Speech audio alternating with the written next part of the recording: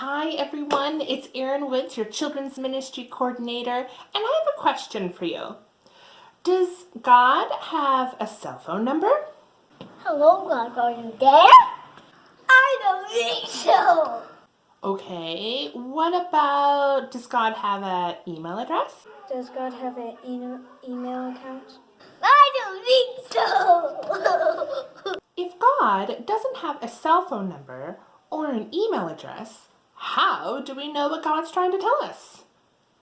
We pray, of course. Yes, we know that God talks to us all the time, but especially when we pray.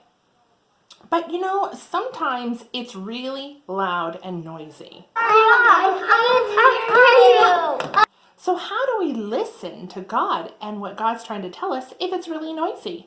I'm always talking to you. You just have to listen. We have to listen really hard, don't we?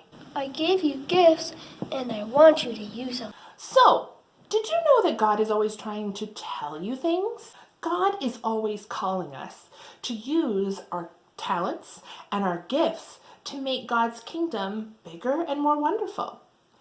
Wouldn't it be nice if God was right next to you and could talk to you? Erin, you're really good with kids. So I'm calling you to help kids at church learn more about me. Justin, I'm calling you to be a writer someday. Hey, Tater, I want you to make a community that helps people feel better. Sawyer, I'm calling you to be a good friend. We all have callings. I want you to think about what God's calling you to do. Maybe you're really good at soccer or sports. Could God use you to make a wonderful team environment that is God-focused and kind to one another? Absolutely, that could be your calling. Maybe you're really good at art. So maybe God is calling you to use your art to tell people more about God or just to make people feel good. There are all sorts of wonderful talents that we have, and your job is to listen hard and see if you can hear what God is calling you to do.